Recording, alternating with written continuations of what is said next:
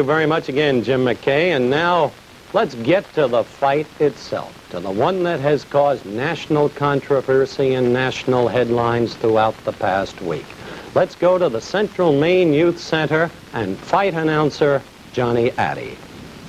And the referee, ladies and gentlemen, the former heavyweight champion of the world, Jersey Joe Walcott.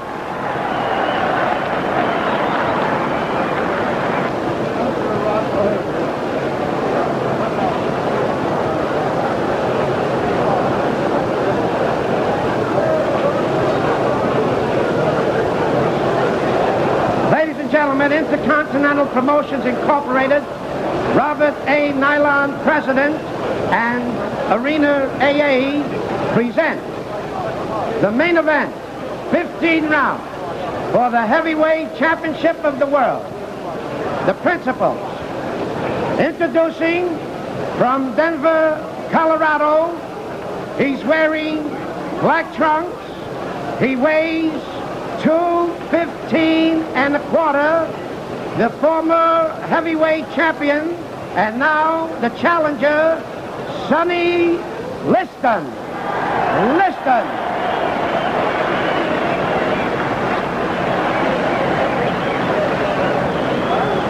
His opponent from Louisville, Kentucky.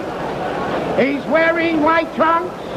He weighs 206. The heavyweight champion of the world, Muhammad Ali.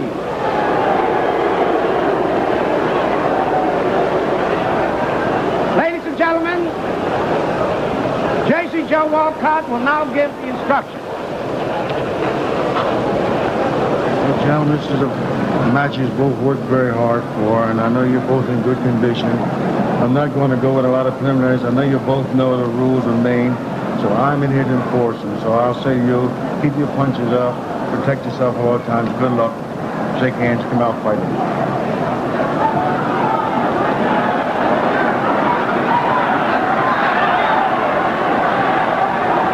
We're just about ready to go. Muhammad Ali saying a prayer in his corner before coming out to meet the challenger. And did you notice the way Liston was sweating under those hot lights? We're 15 seconds from the bell. Our ABC clock timing the fight will be superimposed at the bottom of your screens.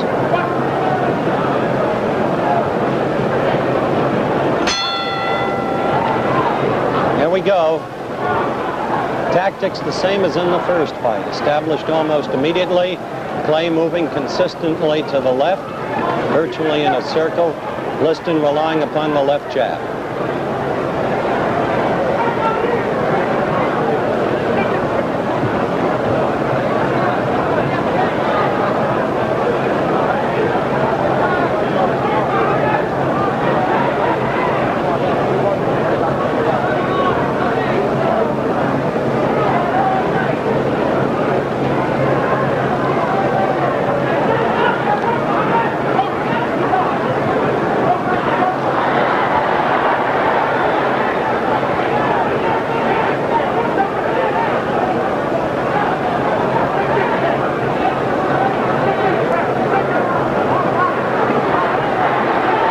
To 1 minute. 1 minute, the time officially proclaimed by the Maine Boxing Commission as the end of the fight. Good right by Clay.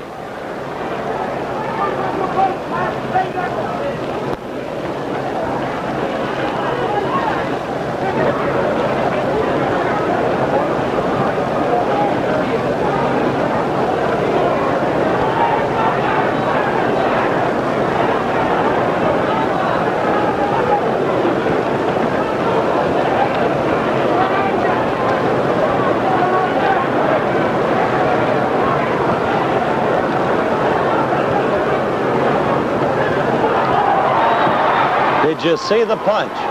Did you see it?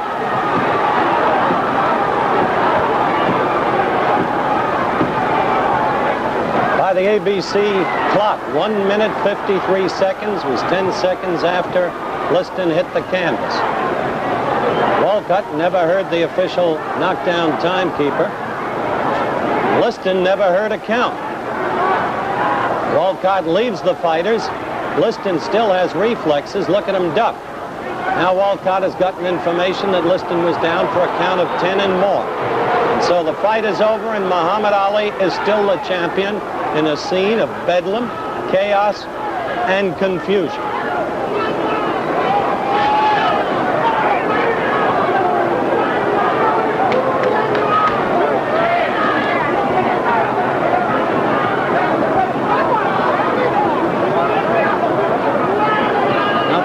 Confused is Jersey Joe Walcott.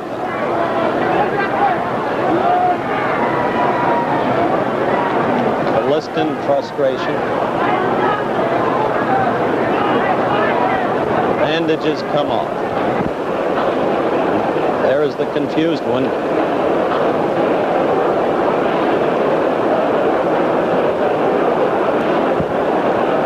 Champion adulation, interviews.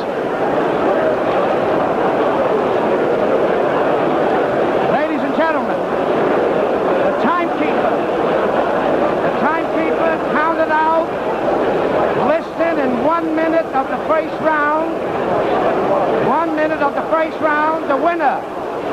1 minute of the first round, the winner by a knockout. And still the heavyweight champion of the world, Muhammad Ali. Isn't that incredible that they should call it 1 minute? Off come the champion's bandages now.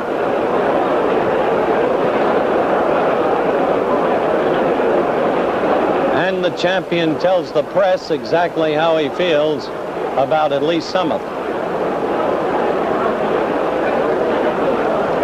But you can hear the crowd chanting in the background, many young Bates College students among them. Now here he's going to talk with the other television commentator, Steve Ellis. Watch the cable. All right, Cassius. Wait a minute now. Muhammad Ali, better known as Cassius Clay. Muhammad, what was the punch that won it for you? You're a real champion at this point. Well, the punch that won the fight for me, I believe was a left hook or a right cross. And one of the two, I really can't think because I was moving too fast. A left hook or a right cross? That's right. All right, now, did you think you were going to be able to do it in the first round? You did it in 6 rounds last time, Cassius. Did not tell the world that I had a surprise, and that if I told you the surprise, you would not come to the fight. With me was Almighty Allah and his messenger, and I've been saying my prayers regular, living a righteous life, right. And as you see, what happened. Oh, wait a minute. Now, let me ask you this, if I may, Cassius. Wait a minute. Muhammad. All right, no, wait a minute. Okay, all right, Muhammad, tell me this. Did you think that Liston hit you with any kind of shot that maybe hurt you, any whack toward the body? No, he hit at my body, but he hit my arms instead. He hit your arms instead. I'm a little too fast, Steve, to be hit by slow fellas like You seemed very confident at the beginning. Why were you that confident coming out? I'm confident because Allah's with me and his messenger, Elijah Muhammad. All right, now, Muhammad, tell me this. What did you really knock him out with the left hook and the right smash? Well, I would like to see the videotape if you have it. All right, do we have the videotape? Yes, we do. Show you more. All right, we have the videotape, and let's try for viewers all over the world see what we had. Beautiful footwork. I was getting ready to come in there with a pretty right, but he was in the way. He was in the way. Yes, I must say this was an easy payday. My shape was so good, it really surprised me. I came in at 2. Now you're going to hit him. Watch closely. Watch closely. Is it a right-hand counter? You tell us what it is. I think it was a right-hand counter, not the left hook that you talked about a while ago. Well, didn't I tell you that Liston said in my poem, I want the world to know that I apologize. This kid is so fast, he can't be touched, you know. Now watch this. Watch closely. He's still the aggressor, at least moving towards you. This is scientific action, you see. I'm a creative fighter, just taking my time and watching him knock him out. The man is a little afraid. All of this talk about somebody coming in the arena with bombs and machine guns scared him to death. It didn't scare me, but it scared him. Well, now, Bodini, there it is. That was the right-hand counter. Let's watch it. Let's watch it. Go ahead and give A right-hand counter as I saw it. Steve, you have never saw the real Muhammad Ali. I haven't had time to warm up yet. You haven't? I haven't had time to just sit down and Let's look at it again. Now, that right hand was good. He aims toward the belly. He hit you under the heart there. Yeah, I didn't feel it. You didn't? No, let's watch it. I thank Allah for his messenger, Elijah Muhammad, for giving me the confidence to conquer all of this spirit All right, they now, tried to put in me here tonight. I don't want to overlook it. Describe this to us. Here he's coming towards you. He's moving in. You counter, I think. I know I just blocked that right hand with my elbow. See, you notice my guard is down. I can't be hit because I have split-second timing with footwork and head work. All right, now watch it. Here it goes, in my opinion, as I look back. Halfway through this first round, or a little better. He's off balance. I'm glad you're showing this in slow motion. I see why now. So fast, I don't guess you can see me in real action, Harley. You're too tough for me. You're too tough for me to see. All right, let's be looking closely. Long time in slow motion for this to happen. Really howling. That's right hand. Right hand. The right hand hurt him. Right hand. Right hand. Knock him out. Watch it. What was it? Watch it. Right hand. Knock him out. Watch it. Did you think he was getting up? Oh, I knew he would fall early, but I wanted it to be about 3 or 4 minutes later. Why are you standing over him, I was trying Muhammad? to tell the bum to get up and fight. People Why are pay you all the doing money. that? Tell me why. That was ABC's exclusive slow-motion videotape coverage of the fight. We'll be back with the knockout in slow motion and again from a different camera angle in just a minute. Bigger fool.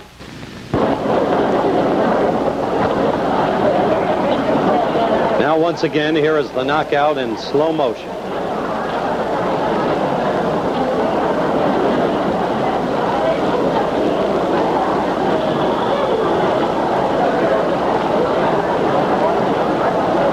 Just that time you saw the blow cleanly.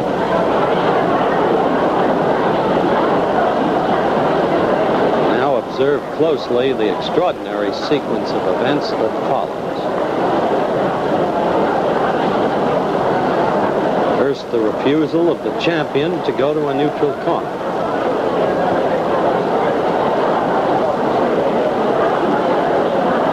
Now he apparently departs. Second, the attempt of Liston to arise. Apparently, he is unable to do so. Third, note the champion prancing about the ring. He has still not gone to a neutral corner.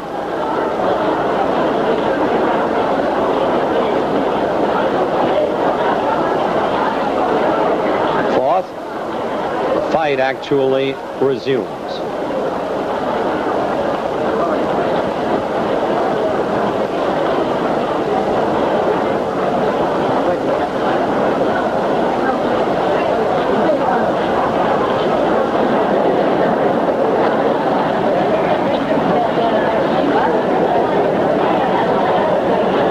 As it does, the referee departs to answer a call from the official knockdown timekeeper's corner.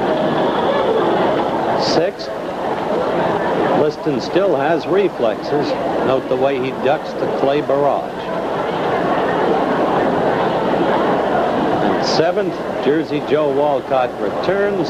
He has been advised that Liston has been down for 10 seconds and more and declares Muhammad Ali the winner. And now at regular speed, here is the other camera angle we mentioned earlier. Play will be on your left as he renders the knockout blow.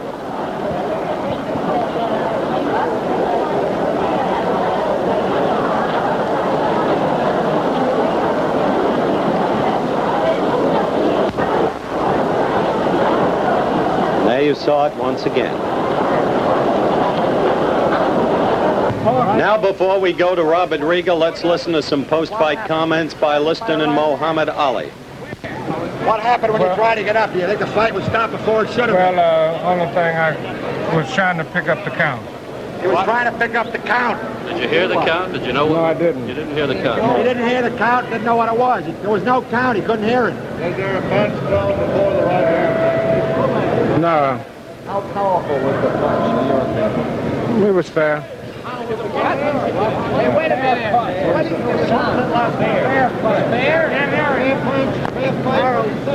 Said it was a fair punch. Sonny, did the punch surprise you? Clay says it was a new tactic to counter right. It was a surprising punch. If you had picked up the count, would you have been able to continue? Yes, I If he picked up the count, he would be able to continue. Myself, I think so. Yes. Well, I would say the number one contender, Terrell, either one, yeah. Chavallo, either, but it don't make no difference. I'm in a position now where I can't squawk who's I might have to fight you. In a position now where he can't squawk and have to fight anybody. He seemed to be in good humor. When you hear it last night. Yeah. Ain't no use, ain't no sense of being in bad humor.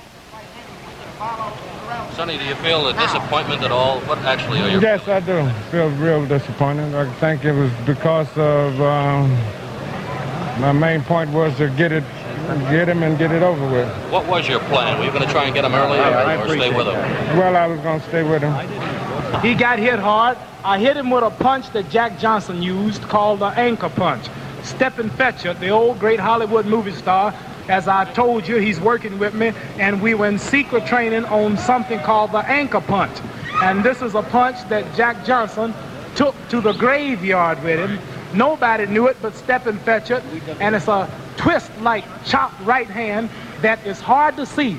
And I told a few of you fellas when you were at Chicopee, Massachusetts at my training camp, if you can remember clearly, I was demonstrating the right. Do you remember? Why don't you show us how it went, Chad? Do you? Yeah. How does it go? It's a How does snap it go? punch, and you can't punch it until the man is coming in at you. That's like a head-on collision. One car doing 50, hitting the back of another car going 50, doing the same way, it's not much shock. But you turn the car around and bring them together head-on, it's a shock. So the man, I had to time the man with my rhythm and bouncing where he was coming at me and where I was meeting him, and just, that's all. Goodbye, Jack. Twist. And you can't see it, but if you were hit with it, all of you be out. Muhammad, was he... In boxing, when the championship of the world is at stake, defeat without punishment always creates doubts in the minds of the fans. I guess that's because of the great fighters we've had down through the years, the great fights, and the great pictures of those fights. Like this one, the day Jack Dempsey gave a tremendous beating to Gibbons in Shelby, Montana in 1923. Or this one, when Rocky Marciano won his world championship in the 13th round with his tremendous right hand to Jersey Joe Walcott's chin. There was never any doubt about this punch or about Marciano causing the damage. Or in the two fights with Eza Charles and the tremendous punishment Charles took and Marciano's battered face. It was all there for everyone to see. But in Lewiston, Maine, in the last heavyweight championship fight between Liston and Clay, there was a great deal of doubt. This is the first punch of the fight. Clay throwing a right hand over Liston's left jab. This is Clay's second right hand, the one many people thought was the best punch of the evening. It caught Liston on the chin, but he kept on fighting. And this sequence shows precisely what happened and how the punch in question was landed. Clay was circling to his left, as he always did in the first fight and in this fight. Then Sonny Liston threw a 17th jab. He was short with it. He missed on all 17 jabs of the fight. You'll notice Clay's hands. Both his gloves are below his belt. He's circling to his left, on his toe, and then suddenly he brings his right hand up over Liston's jab and connects on the side of Liston's head. He's pushing off his rear foot. His power is coming all through his body. He has every intention of landing the blow. Liston crumples. His gloves come together. And now if you look at Clay's feet, he's swinging to the right. He seems to be off balance. But the punch has landed. And then he follows through with a left hook, but of course it misses as Liston goes down. This is the punch which so many people did not see. Another question is, for a man like Liston, who had never been floored before, how can one punch like this put him down, especially when thrown by Clay so early in the fight? There is one theory that's very interesting, and that's the karate idea. The idea that a fighter throwing a particular punch in a particular style, as Clay can do because he has this great balance, this great speed which you need in karate, and the fact of the twisting motion at the waist, which a karate fighter always has, and the way when you bring the glove up, you turn your fist over. The karate people call this focusing the punch. A hook is like this, a jab is like this, but a karate punch is like this. I don't say, or no one says, that Clay intentionally threw a karate punch or that he planned this punch, but because of the nature of his style of fighting, it's perfect for throwing such a punch. And perhaps landing here on Liston's head and throwing it in his style, which is natural to him, it was very effective. This could have done it.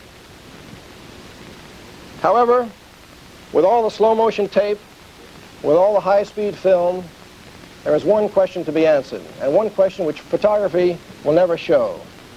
And that's, what about the integrity of a fighter, his courage and his skill and his desire to win?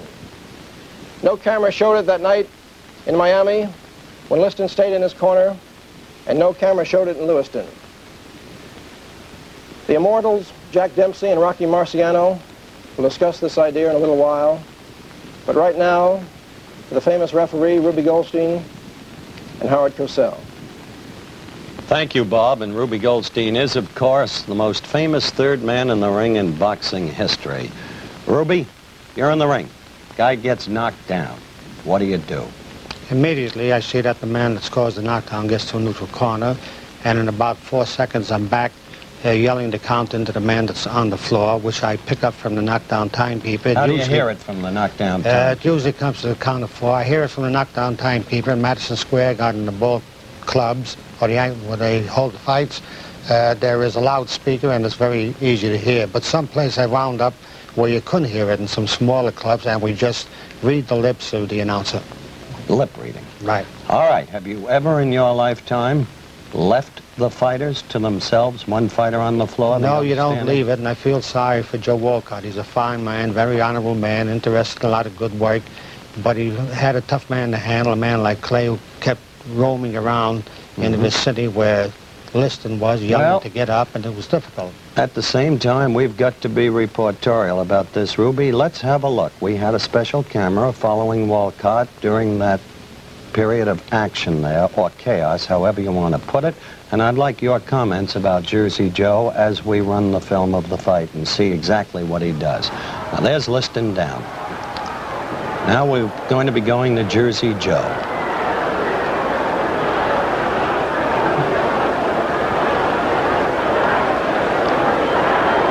See him looking over there? What would you have been doing? Well, if you notice, he's got a little difficulty there with Clay yelling and making motions. But he didn't even go to Clay.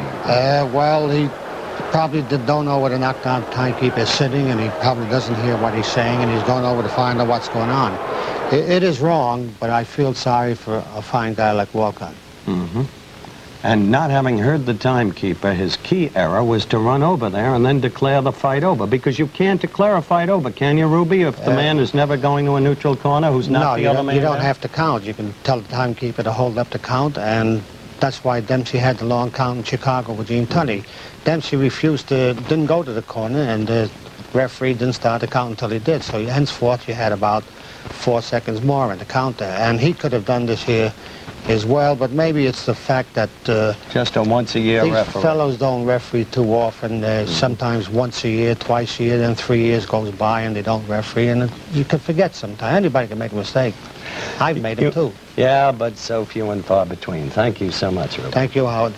Ruby Goldstein, of course, and we'll be back with the man who was involved in the long count, Jack Dempsey, Rocky Marciano, Jimmy Cannon, the great sports writer, Bill Hines, the editor of the Fireside Book of Boxing, in a moment, right after this message. This is Jack Dempsey, a legend in his time.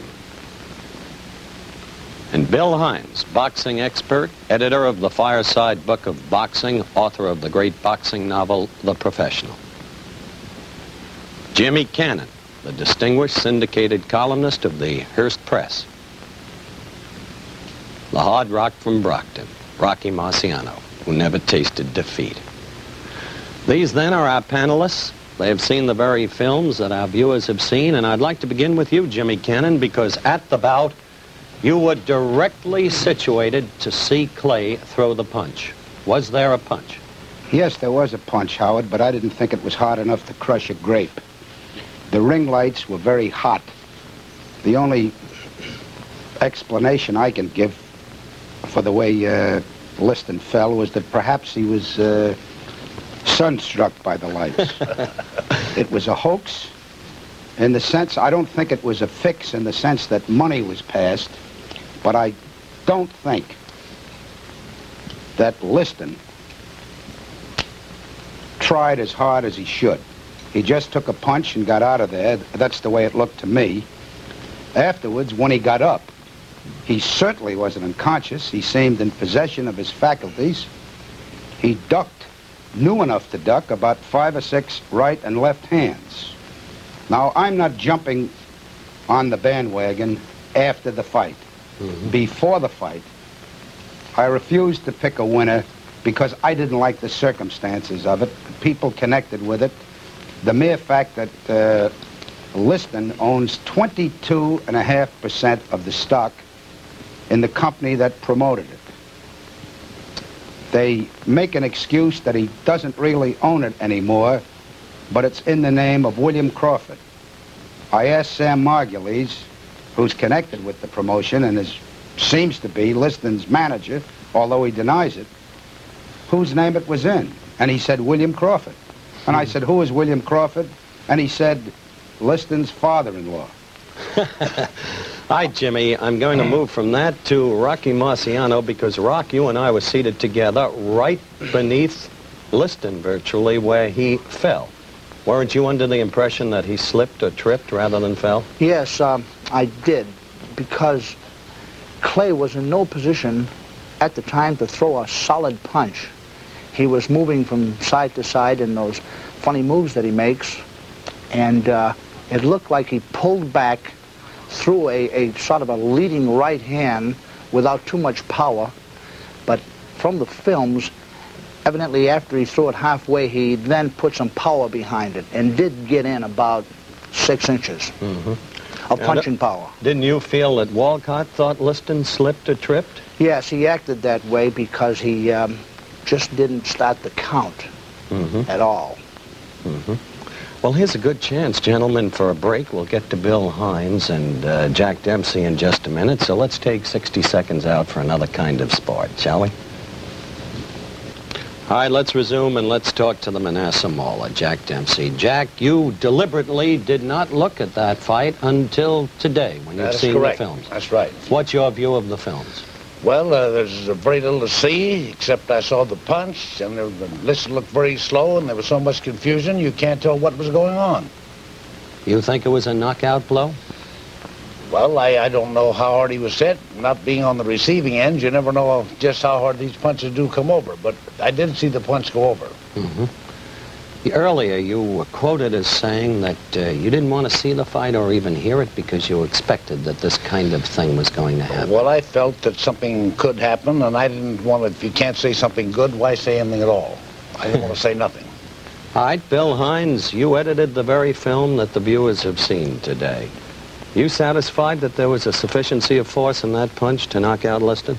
I think the answer, Howard, rests with Mr. Liston. If he couldn't get up, I think he belongs in Rochester, Minnesota, where the Mayo Clinic is. And if he wouldn't get up, I think he belongs in absentia. Which is where he'll likely be from here on in. I think so.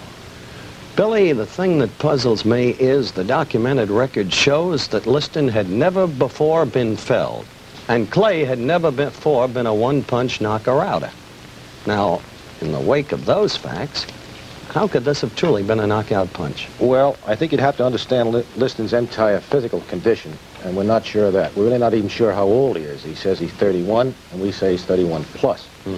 Certainly he looked like an old man, and as the two pros here can tell you, when you get to a certain age, you just don't live under a punch the way you did when you were young. So I think that's a factor too, Howard. Well, Rocky, when you were not so young really in your career, Archie Moore decked you with a short right that only traveled about 6 inches, didn't it? Yes, that was when I missed him with my own right hand and had the full force going. And Archie, the clever man, just stepped back just about 3 inches and hit me with the best counterpunch you ever saw. And coming in and he coming in, I just went straight forward. What do you think about when you go down? Well, you realize that you can be put down, and it's a frightening thing to know that you can be put down. The punch traveled just a short distance, and you say to yourself, he can do it again, I better be a lot more careful, or a lot more aggressive, either one. Was Clay's punch at all like Moore's? No, not really. I thought he just started it more or less to parry, and all of a sudden he saw the opening and he threw some power at the last moment. I've noticed that on the film here. He didn't have his body behind it or any real follow through. It was just a over the right arm and right on the chin. It could have hit him in a good spot and just confused him very much. Well, as our viewers can see, that punch continues to remain very much in dispute. Our guests have been Jimmy Cannon, Jack Dempsey, Rocky Marciano, and Bill Hines. Thank you, gentlemen. The mystery of the punch unanswered. That's the way it was that May 25th, 1965 in Lewiston, Maine, in a high school hockey rink where they had a heavyweight championship fight. The big questions remain unanswered. Yes, there was a punch, but was it of sufficient force to knock out a man who had never been floored before? What about the referee, Jersey Joe Walcott, and his total confusion? Incidentally, Jersey Joe was invited to appear on this show, but was unavailable. Had he counted, could Liston have been up in time? Did Liston really, for that matter, get a fair shake? And what about all of the other bizarre circumstances attending upon the fight? The way it got, for instance, to Liston. Well, some say this was the end of boxing. Congress may bring in a federal boxing commission. Some states want to wipe out boxing. But this may, in fact, have been a new beginning, because Floyd Patterson now in Sweden says he's been promised a fight in the fall. And right now, there's a man in the ring, George Chavallo, and there he is, who wants to fight the heavyweight champion. He's ready at that moment. He may get the next shot. Indeed, this may be a new beginning. That's the story of the big fight, Muhammad Ali against Sonny Liston. What about next week on Wide World of Sports? Well, next week, ABC's Wide World of Sports will be at the Commodore Hotel in New York City for the World Pocket Billiards Championship. Luther Wimpy Lassiter will be defending his title against Joe Balsas. Lassiter and Balsas meet in the finals of this competition involving an outstanding field of America's pocket billiards players. Also next week, we'll present an outstanding topical event of international significance. So be sure to check your local listings for ABC's Wide World of Sports next week.